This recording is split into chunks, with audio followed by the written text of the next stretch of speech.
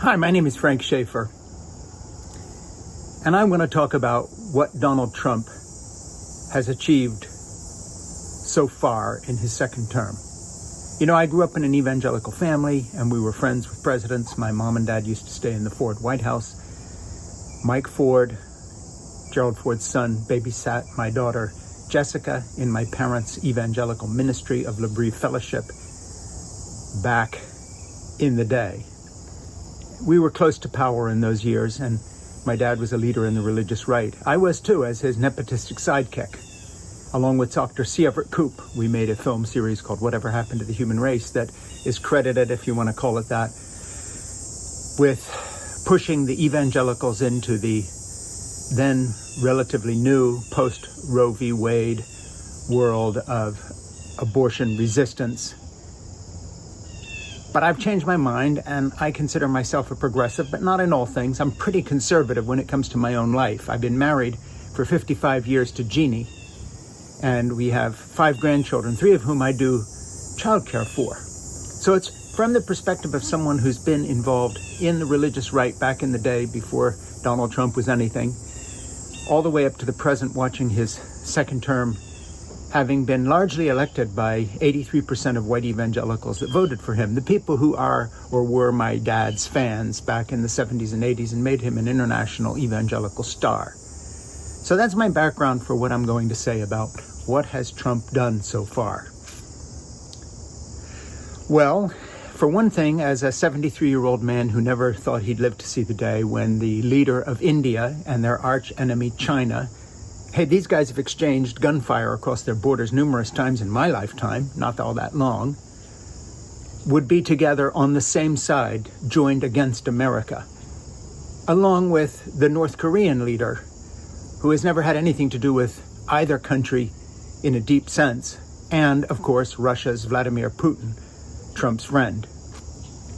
How do we get an alignment between North Korea, India, Russia, and China at a time when all of their natural differences should be driving them all closer to us? Well, you elect Donald Trump, that's how.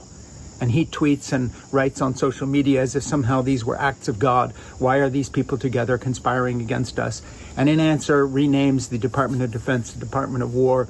So what? The fact of the matter is, Donald Trump, in terms of one achievement, has created an axis of powerful countries that, when joined together, are far more powerful than we are. You only have to watch China's military parade they had the other day to see their new hypersonic rockets, nuclear weapons that they're building by the dozens, and new ships and a navy that will outpace ours very soon now, to understand that this is serious business. So if the first duty of the president is to defend the country against enemies, foreign and domestic, Donald Trump has united our worst enemies into one bloc. That whether it's in Ukraine with North Korean soldiers helping Vladimir Putin, or whether it's Iran, who, by the way, was also there, making the drones to fight with Ukraine and possibly against NATO soldiers in the next few years if this war keeps going the way it is, Donald Trump has managed to do the impossible. He has put together all the United States' most sworn, bitterest, authoritarian, totalitarian, dictatorial enemies into one pile. Congratulations. Did you see that coming? Secondly, our economy begins to falter, and all Donald Trump can do is to fire people who bring him the bad news, but nevertheless, the numbers keep creeping out. Employment numbers are down. His ICE raid of a Hyundai plant that arrested 500 or more people in one fell swoop and shut the plant.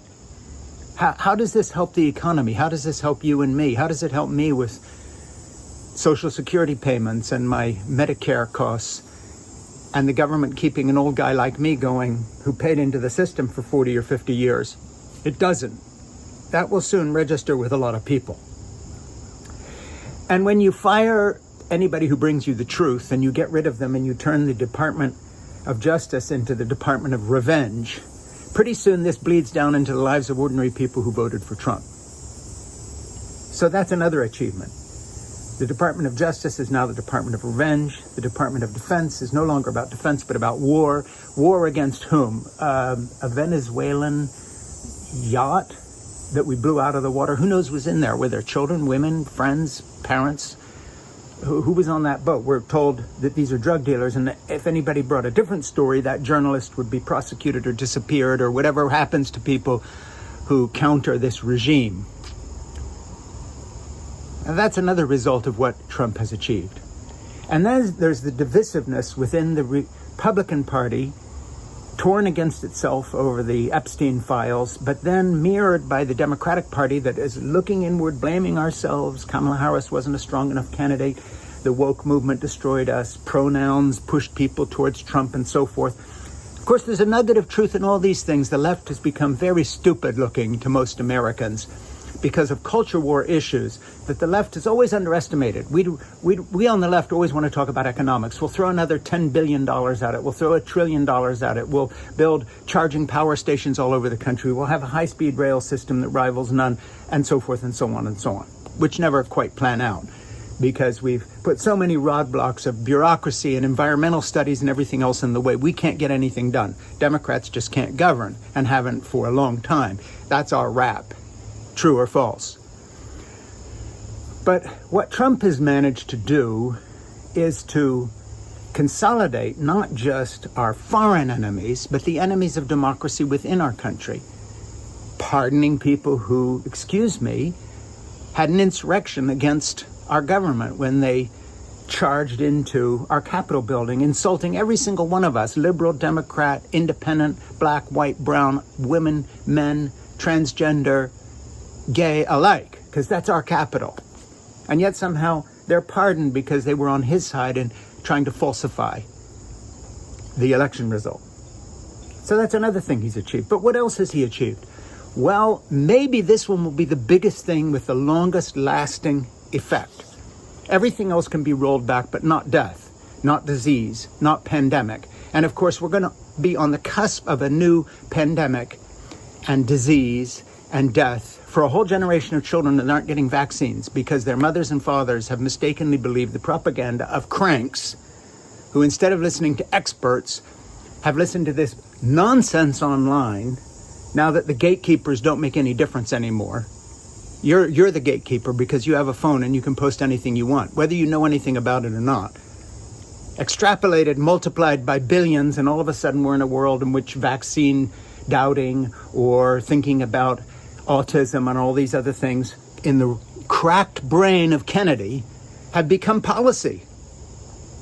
Trump could have picked a guy off a street corner sitting in a cardboard box, screaming at the moon and having visions, apocalyptic visions of whatever, and put him in charge of our healthcare system and get the same result. What? We don't give children vaccines anymore? I have a polio leg atrophied from the knee down because my parents didn't vaccinate me in 1953 when they could have. So in 1954, I contracted polio while on a boat with them coming back from their missionary furlough to Europe. And I have an atrophied leg. I could have died. I was completely paralyzed for a while, learned to walk again. I'm about 4.5, 5 inches shorter than I would have been. Okay, fine. I still fell in love with one of the world's most beautiful women. Everything turned out fine. I don't care about my leg. I learned to ski. I have a limp. I wear 3 socks on one foot and have made it work that way and a raise in that shoe. And it's a lifelong nuisance, but that's all. I'm not complaining. But if I was the parent that I had killed my child because I didn't give him or her a measles vaccination in West Texas and could have, I wouldn't want to live any longer. That's on me.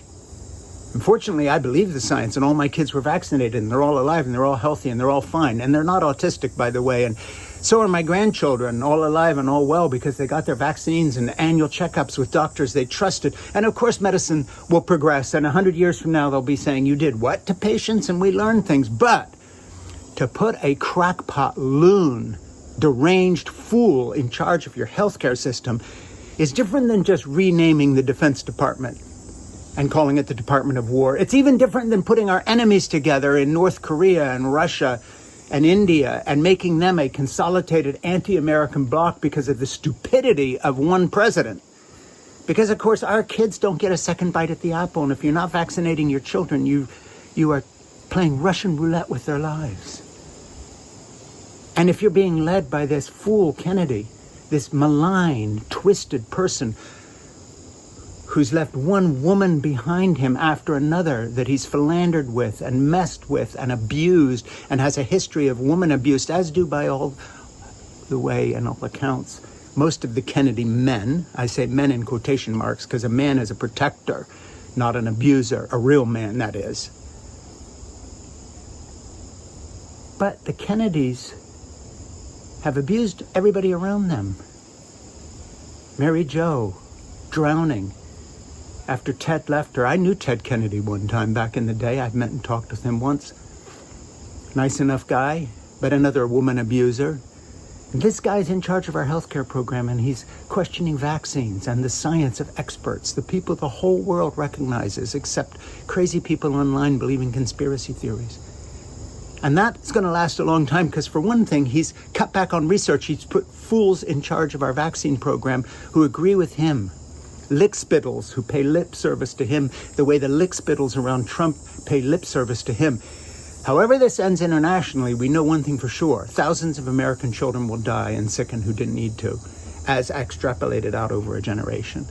However this plays out, the research that could have been done at Mass General down the road from me, cancer research on your brain tumor that you're going to get, on your lung cancer, on your heart disease, on your wife's sciatic nerve trouble, all that research is coming to a grinding halt because of Trump's revenge program against our universities, against our medical schools, and putting Kennedy in charge. Why? Because Kennedy kissed his butt most effectively. That's it. That's his only credential.